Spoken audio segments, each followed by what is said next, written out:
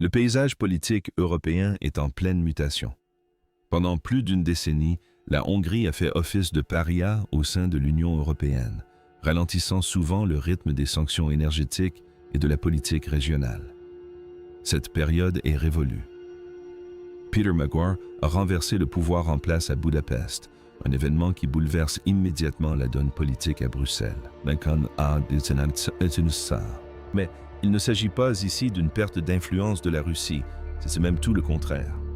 Tandis que la communauté internationale observe la transition, le Kremlin s'active déjà pour tirer parti de cette période d'instabilité politique. Il n'attend pas que la nouvelle administration redéfinisse sa politique étrangère. Au contraire, Moscou profite de la situation pour consolider sa position énergétique en Europe centrale. La rupture politique qui, jadis, modérait l'approche de l'UE a disparu. Mais la course au contrôle de l'avenir énergétique de la région ne fait que s'intensifier. La réaction du Kremlin au changement de cap à Budapest a été quasi immédiate. Aucun gel diplomatique n'est en vigueur. Au contraire, Moscou a publiquement indiqué souhaiter des relations pragmatiques avec les nouveaux dirigeants hongrois. Il s'agit d'une manœuvre stratégique visant à garantir qu'il ne soit pas évincé du marché pendant que le nouveau gouvernement prend ses marques et que la situation sur le terrain est très claire. Peter Magyar a déjà confirmé que les achats de pétrole et de gaz russes se poursuivront pour l'instant, le temps de réexaminer les contrats en vigueur. Ceci souligne l'importance cruciale de l'oléoduc Druba, axe énergétique vital qui demeure un véritable levier dans la région. Moscou profite de cette période de transition pour transformer les bouleversements politiques internes en un nouvel outil de pression. En présentant cette relation comme une nécessité commerciale, ils s'assurent que leur rôle de principal fournisseur d'énergie reste au cœur des négociations. Si l'attention médiatique se porte sur la nouvelle direction, les véritables enjeux se situent sur les marchés de l'énergie. Selon certaines sources, l'instabilité politique en Hongrie offre à Moscou une opportunité unique, celle de tirer profit de cette instabilité intérieure pour conclure des accords avantageux à court terme et asseoir son pouvoir de fixation des prix. Il ne s'agit pas seulement de maintenir l'approvisionnement en pétrole, mais aussi d'en définir les modalités. En agissant pendant la période de transition gouvernementale, le Kremlin cherche à obtenir des concessions diplomatiques directement liées au prix de l'énergie. Il se positionne pour créer des conditions favorables avant même que la nouvelle administration de Budapest puisse pleinement réorganiser sa politique étrangère ou rechercher d'autres partenaires régionaux. C'est un jeu économique risqué où l'incertitude actuelle est exploitée pour obtenir un avantage financier et stratégique. Il s'agit d'une stratégie délibérée visant à garantir que, malgré un changement de gouvernement, les conditions financières de la relation énergétique restent conformes aux souhaits de Moscou. La nouvelle direction hongroise a pris une mesure qui assure une stabilité immédiate au pays. Ils ont confirmé que les achats de pétrole et de gaz russes se poursuivront pour l'instant, même s'ils entament un réexamen des anciens contrats. Il ne s'agit pas d'un engagement définitif, mais d'une période déterminée, d'une fenêtre d'opportunité où les anciennes règles restent applicables. Selon certaines sources, pour le Kremlin, ce n'est pas une simple pause, mais une véritable opportunité commerciale. Pendant que le nouveau gouvernement s'affaire à mettre en place sa nouvelle administration, Moscou fait savoir qu'elle souhaite des relations pragmatiques. Il s'agit d'une manœuvre stratégique visant à garantir leur position de principal fournisseur d'énergie et à éviter qu'ils ne soient supplantés par la concurrence durant cette période de transition. En maintenant l'approvisionnement énergétique, les deux parties gagnent du temps pour observer l'évolution de leur nouvelle relation. Impossible de parler d'énergie sans évoquer les canalisations souterraines. Le véritable pouvoir dans cette région ne réside pas seulement dans les votes, mais aussi dans le gazoduc DRBA, que les sources qualifient de véritable levier pour contrôler l'économie régionale. Ce gazoduc constitue le lien physique qui unit la Russie à la Hongrie et à ses voisins. Déjà construits et opérationnels, ces gazoducs créent une réalité tangible difficile à modifier du jour au lendemain.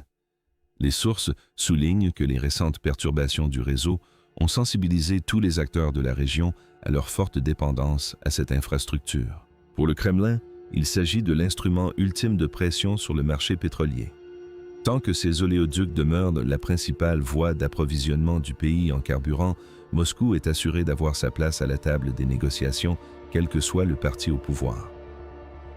Il ne s'agit pas d'un simple problème national, mais d'un effet domino régional.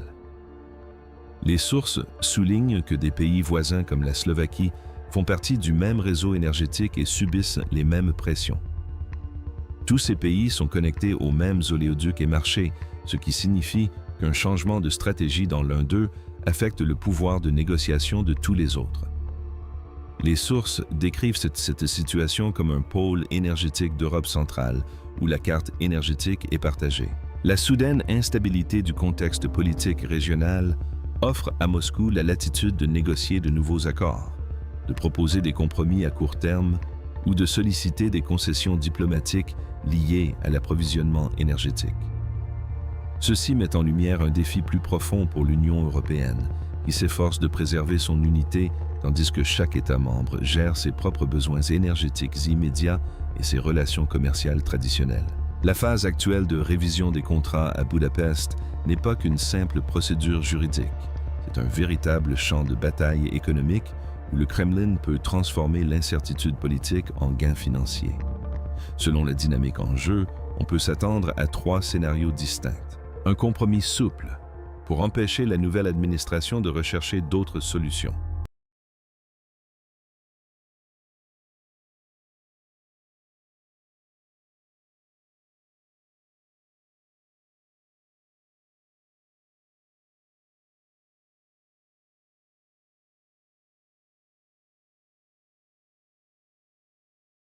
Les fournisseurs internationaux, à Moscou, peuvent proposer des remises temporaires.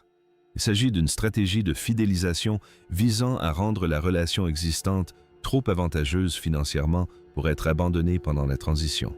Le levier intermédiaire.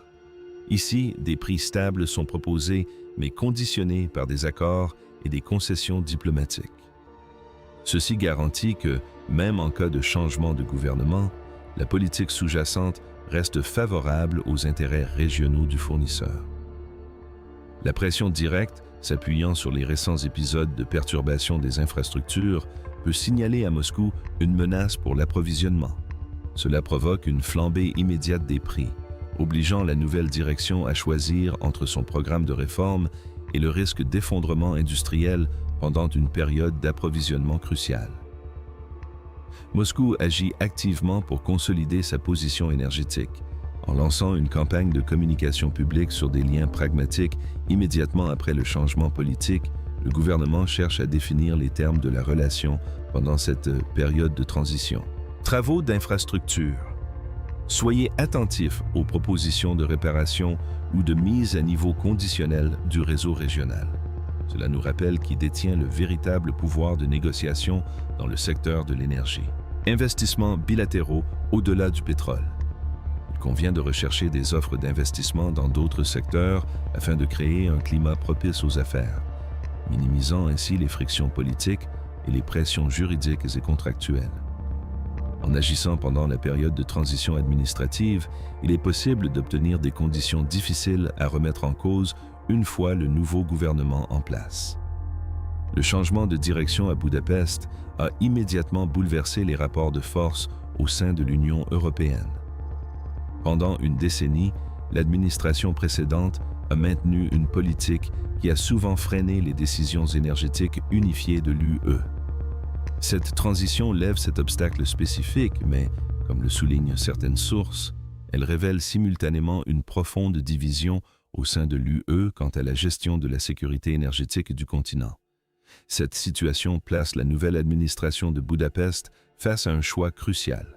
Elle se trouve actuellement prise entre 2 pôles de pouvoir concurrents. Bruxelles cherche à influencer la trajectoire de la région en conditionnant les futures aides financières à une évolution de la politique énergétique. Moscou agit avec détermination pour maintenir sa part de marché en proposant des alliances pragmatiques et des accords à court terme. Il ne s'agit pas d'une simple contre-attaque, mais d'une négociation stratégique complexe.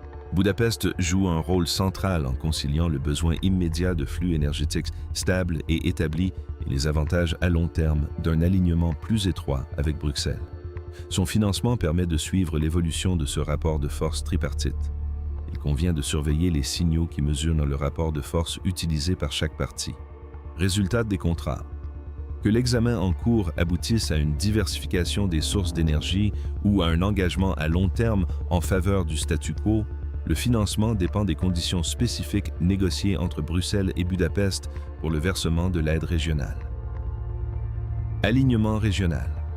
Des pays voisins comme la Slovaquie maintiennent-ils leurs propres relations commerciales bilatérales ou se rallient-ils à une position unifiée de l'UE? Stabilité des infrastructures. Rapport technique sur le gazoduc Druzhba, car les perturbations physiques coïncident souvent avec des périodes de fortes tensions diplomatiques. Valeur économique.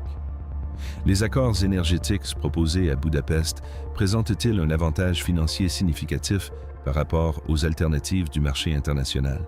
Évolution du paysage politique. Comment la suppression de la barrière hongroise influencera-t-elle concrètement le rythme et l'orientation de la politique européenne dans les semaines à venir? Face à ce bouleversement de la carte politique en Europe centrale, la question cruciale est de savoir si une nouvelle administration parviendra à redéfinir les règles du jeu ou si la réalité physique des gazoducs continuera de dicter l'avenir de la région. Compte tenu de l'opportunité d'achat d'énergie actuellement ouverte, pensez-vous que la nouvelle administration de Budapest réussira à diversifier son approvisionnement ou la présence physique des gazoducs sera-t-elle un obstacle insurmontable?